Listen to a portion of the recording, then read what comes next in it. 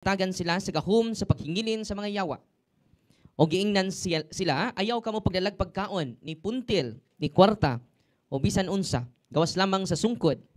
Pagsandalyas kamo apan ayaw pagdalag laing bisti, gawas sa inyong gisulob. Mingon usab siya kanila, sa inyong pag-abot sa lungsod, adto sa ka sa balay, sa nagdapit kaninyo. O gayaw balhin sa laing balay, hangtod mo biya kamo, ni adtong lungsura. Kung naiadto kamo sa usa ka dapit, di na mga tao, dili mo dawat kaninyo, o dili mamati kaninyo, diay kanang dapita og taktaka ang abog sa inyong tiil. Pasidaan kini alang kanila. Busa ng lakaw sila og dagwali, ang mga tao kinahanglan maghinulsol sa ilang mga sala, ilang gihinginlan ang daghang mga yawa, og giaplasan nilang lana, o giayo ang daghang mga masakiton. Ang ebanghelyo sa Ginoo. Balingkod. Salamat tayo ni Father Cruz at Father Gibo na tumutulong sa atin sa pagbigay sa inyo kay Kristo sa pamagitan ng kanyang sakramento po. Yung 7 sacraments are instituted by Jesus Christ Himself. Yan po ang official turo, aral ng ating inang simbahan po. Bigyan nating palakpak si Kristo po. Natutuwa ba kayo ngayon? Sana po yung natutunan ninyo ay maibahagi ninyo sa mga mahal natin sa buhay dahil kinakailangan po. At marami sa atin nagkasakit dahil sa mga occult involvement, occult objects. Tinuturuan namin kayo how to protect ourselves. Ang soma rin yan, cares, confession, adoration, rosary, Eucharist, and sacramentals. Meron kaming bago na pasyente sunod na araw. Yung kanyang asawa ay lalaki yung kanyang ari kapag uuwi sa buhol hanggang tuhod. Grabe no, imposible yon, di ba? Pero totoong nangyari. So kailangan natin ng protection. Bakit tayo natablan yan? Dahil sa mga entry points sa ating kaaway. Ano ba yung entry points sa ating kaaway? Yung ating kasalanan. Pangalawa, yung ating occult practices, superstitious belief. No? So ngayon, may exercise ako mamaya. And then kayong lahat na nandito, bibigyan ng prayer of breaking the unholy soul ties, breaking seal and consecration. Dahil tayo ay, mga lulo natin ay mag-aalay after harvest sa ating palay. Mag-aalay tayo sa mga diwata, pasalamat, totoo hindi. Pagpadugo, yan ang nangyari sa atin. By the way, we are pagan country before the conversion of our country, di ba? Tayo po ay mga animistic, espiritista, pagsangguni ng mga espiritu sa kahoy, espiritu sa kabundukan, espiritu sa kuweba. Yan ang nadala natin hanggang ngayon. No?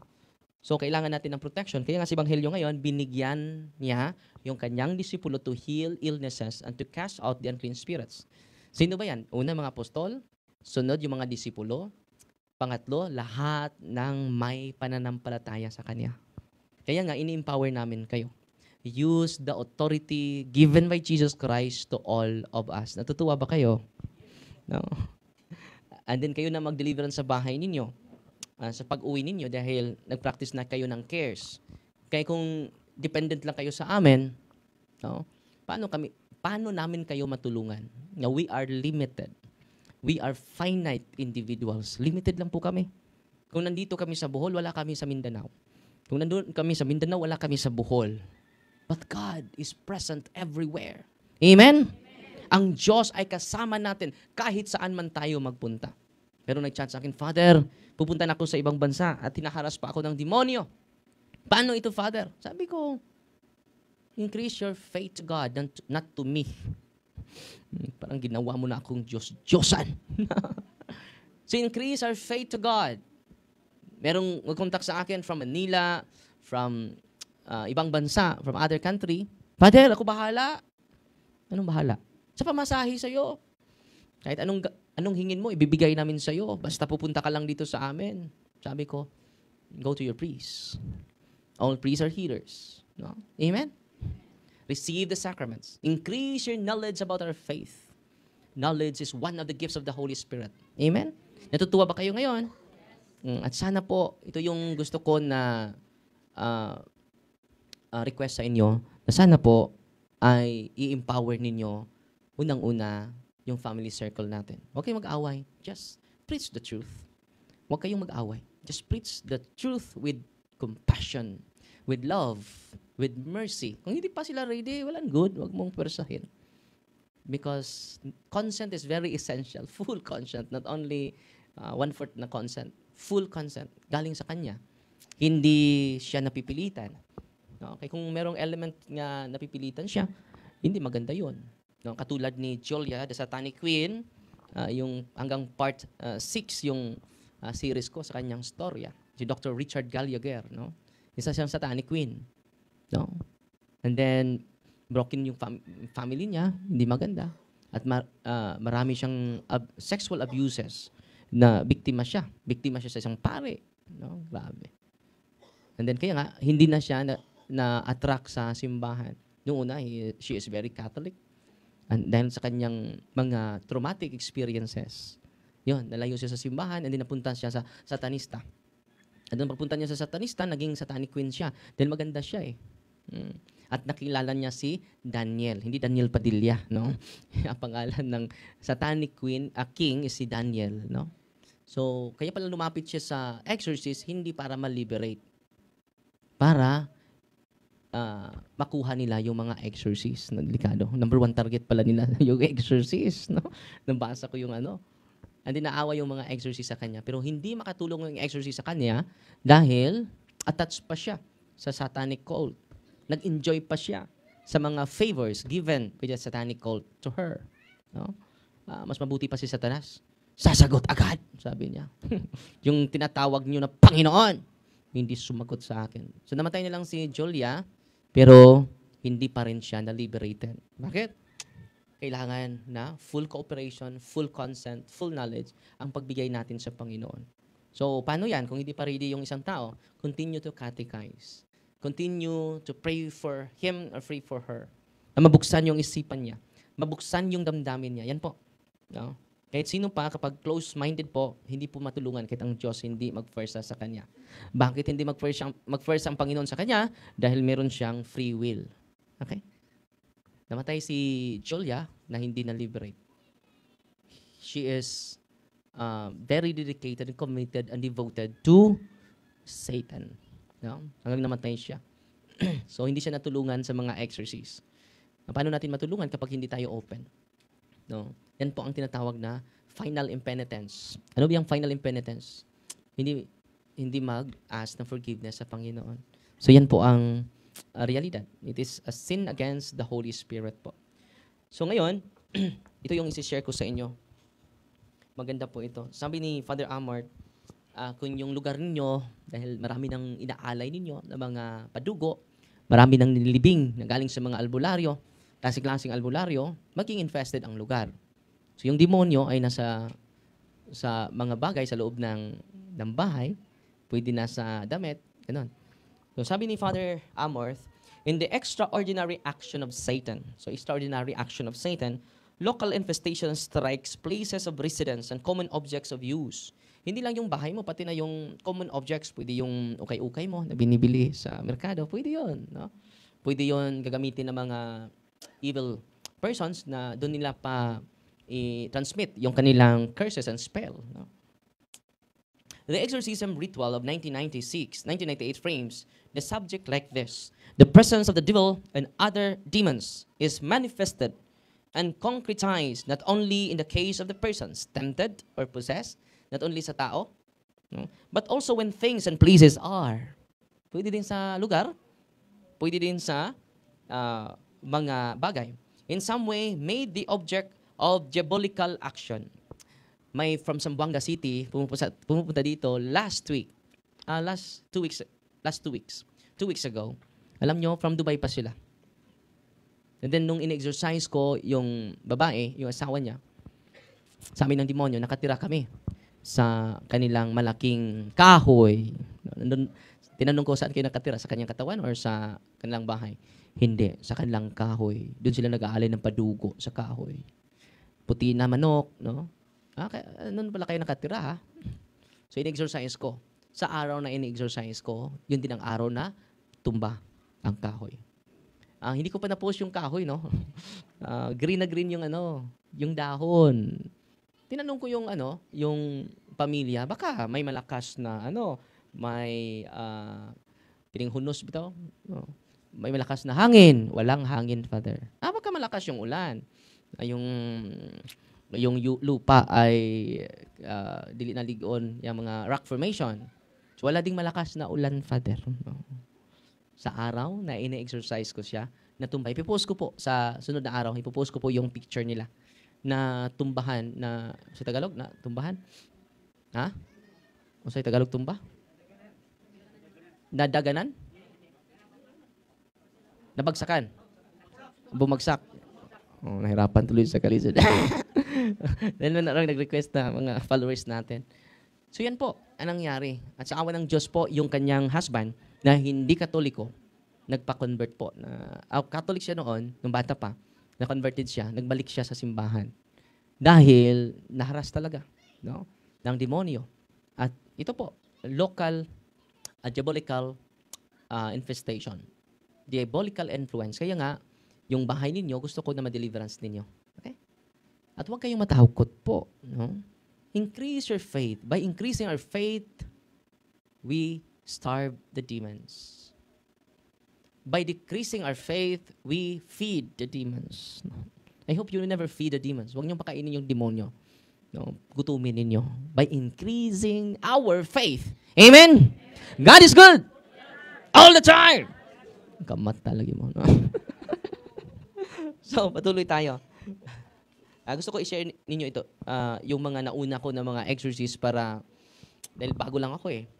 Gusto ko na mag-rely sa nauna sa akin. And then magdagdag lang ako ng mga specific na karanasan ko na na-encounter natin dito sa office natin. Okay? Mamaya marinig ninyo na may sisigaw. Hindi ko alam kung na-liberate na ba yung iba. Dahil may exercise ako 4 ngayon na araw. At kung hindi na sila sisigaw, meaning to say, malaking ano na yon, malaking improvement na yon. Okay? At kung may sisigaw at lilitaw man, dahil maraming lilitaw dito, kapag hindi mahawakan, lilitaw talaga, lulutang. No? And then si Julia, the satanic queen, 30 minutes lumutang siya. No? Grabe, no? Hindi pa ako nakaranas niyan. No? 30 minutes nakalutang lang sa ere. No? Tagal. No? So, yan ang mga karanasan natin. So, patuloy tayo. At times, there are obvious signs that the places and the things of domestic use are infested by Satan. Televisions, computers, and lights that turn on and off by themselves. By themselves. Yung computer mo. Bakit nag-on yan? Hindi ko yan ino-on. No? Yung radio mo, television, yung lights mo, di ba? Sudden explosion, bigla nang puputok. Streams, blouse to the walls, yung mga sanina mo, dress, no? Shaking ground and shaking beds. Bigla lang parang may lindol. No? Wala namang lindol. No? Stains and shits and cushions. Bigla lang yung may dumi yung unan mo, yung mong habol. No? The examples are so many. Insects invasion. Daming mga insekto Araw-araw na to Yan. It is a manifestation that your place is infested. Merong from Maribuhok, sabi niya, Father, nung hindi ako pumupunta dito, ang daming mga insekto, hindi ko kilala yung iba. Araw-araw, Father. Nasa higaan ko. Pero ngayon, sa awa ng Diyos, wala na po. No? Wala na po. So dahil in-empower natin ang lahat ng tao na pumupunta, bumibisita dito sa atin. Natutuwa ba kayo? So our faith is very powerful in Jesus Christ. Huwag kayong maniwala kay Father. Yung pananampalataya mo hindi kay Father Darwin. Hindi sa ating Panginoon. Sino ba yan si Father Darwin? Unprofitable servants. Unworthy servants. No? Kung magagawa na natin yung tungkulin natin bilang pare, bilang disipulo ni Kristo, huwag mo ipagmalaki yan. Luke chapter 17 verse 10, we are unprofitable servants. We are unworthy servants. No? So don't forget that. No, minsan ay marami na tayong natutulungan, lalaki na yung ulo natin. Totoo, hindi. Minsan marami na tayong pera, lalaki na yung utak natin. Totoo, hindi. Lumaki na yung pader natin. No?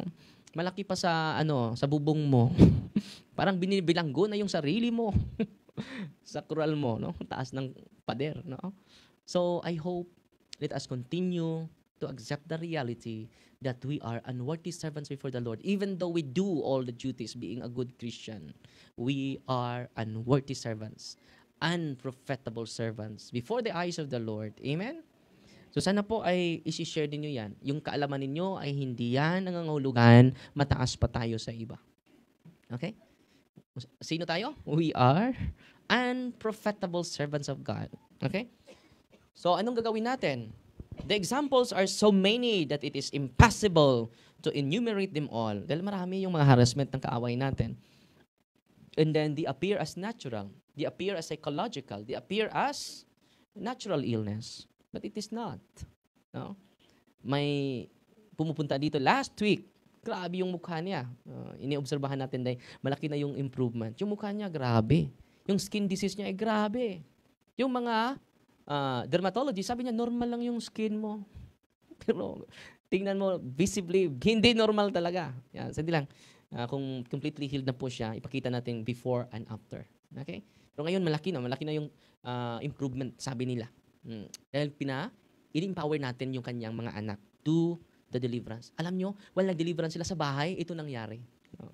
5 lang sila nag-deliverance. Sabi ng dineliverance, yung may sakit sa skin disease, ang dami ninyo. Para isa kayong baryo, ha? No? Ang daming nag-prepare, maraming tao. No, yun. No? Naging infested ang bahay nila. Sabi naman ng anak niya, sino ba yung nakita mo, Papa? 5 lang kami. Bakit sabi mo, ang dami kanina. Nasa paligid ko, nakita ko sila. No? See? Satan is real. Okay? And then, God is with us. God is Emmanuel. Sana po ay hindi kayo matakot. Amen? Oh. Anong gawin natin? In such cases, one could have the house blessed by a priest. So, anong gawin ninyo? Dahil hindi kaya ni Father Darwin mag-bless sa bahay ninyo, di ba? Tawagin niyo yung pari ninyo for blessing. At kayo na ang mag-deliverance sa bahay. And then, before or after blessing, makipag-usap kayo sa pari. Pwede lahat kami mangumpisal. Okay? Wow. No. And then, mag-prepare din kayo. Huwag kayong mag-confess without preparation. Kung maaari, isulat mo yung kasalanan mo, nagnakaw ko ng manok, huwag nyo nang i-detalye. Yung oras, yung taon, yung kasama mo, no? Paano nyo kinata yung manok, huwag na. Just one word, para hindi matagalan. Okay? Nagnakaw ko, 5 yung kabit ko, Father. No? Huwag doon ang pangalanan yung mga kabit ninyo. Basta umiyak ka dahil sa kasalanan natin. Okay? And then, do deliverance with the whole family members. Lalong-lalo na yung tatay. Okay? Ma-amaze po kayo. Every time may sakit kayo, do deliverance. Every time hindi nyo maintindihan yung sarili. Wala namang overdose sa deliverance, ha? Uy, walang overdose niyan. No? Amen? No? Yung resita ng doktor may overdose, di ba? Pero yung prayer, wala po. Lalo na kung pinipray mo yon with great faith, with great devotion, with proper and healthy disposition. You receive the sacrament already. And then nothing to fear of.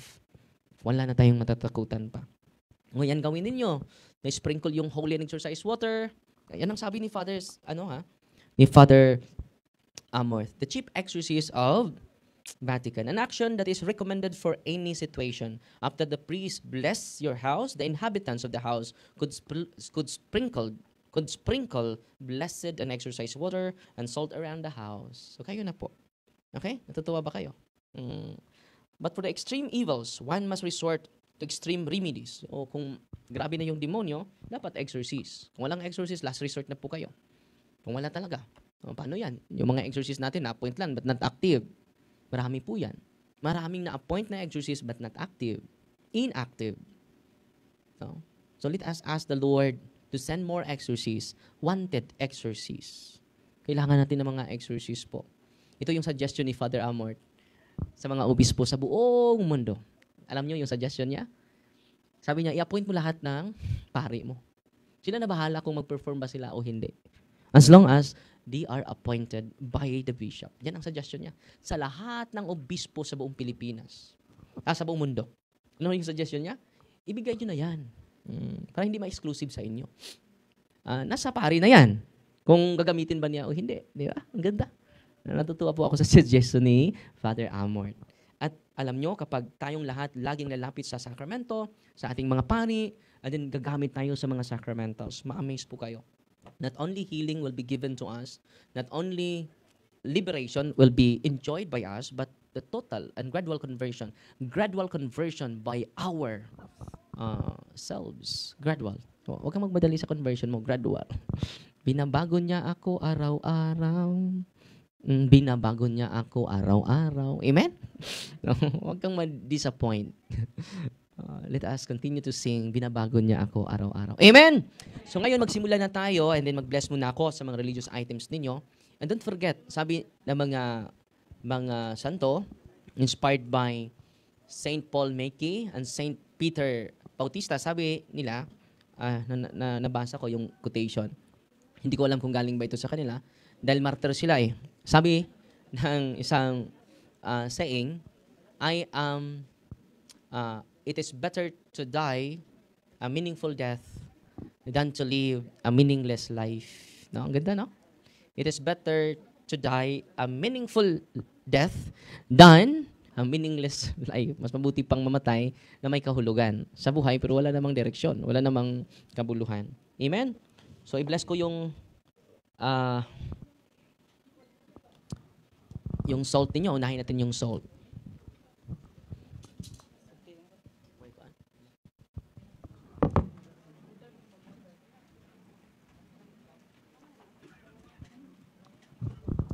The blessing of salt. Diyan lang kayo sa upuan ninyo, ha? Our help is in the name of the Lord. You creature of salt, I purge of evil by the living God, by the true God, and by the holy God.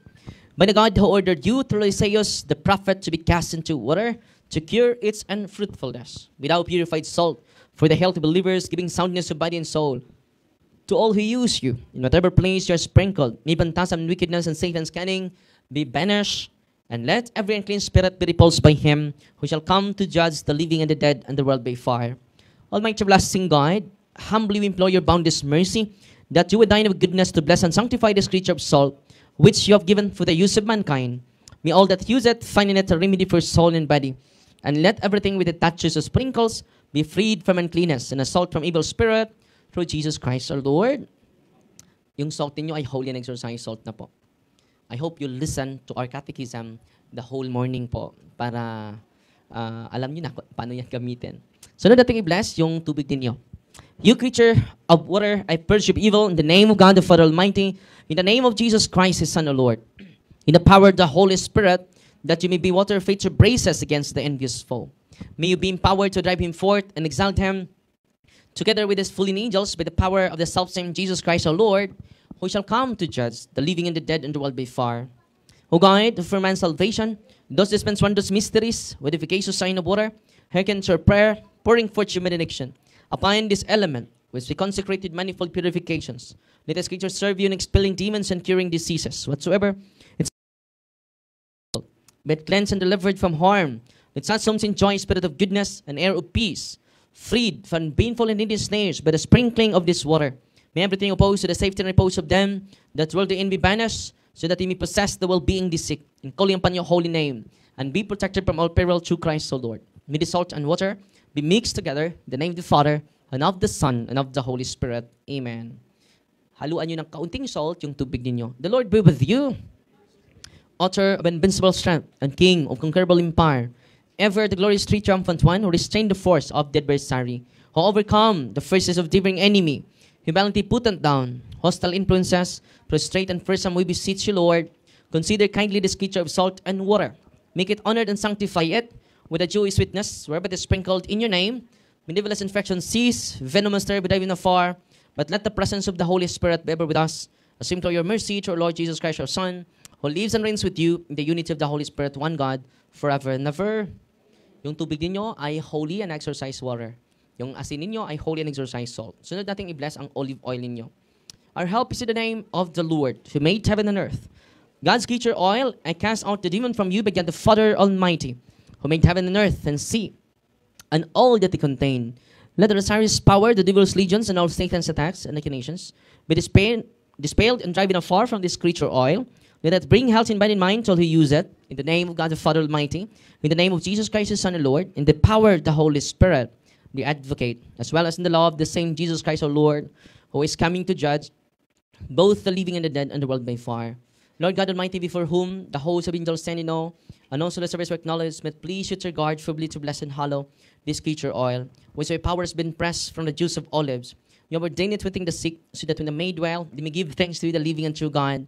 Grant, we pray, that those who will use this oil, with your blessing in your name, may be delivered from all suffering, all infirmity, all wiles of the enemy. Let it be a means of averting any kind of disease from man, made in your image and redeemed by precious blood of your Son, so that he may never again suffer the sting of the serpent. Through Christ our Lord. Ang olive oil ninyo ay holy and exorcised oil. So dating i-bless ang incense ninyo, candles.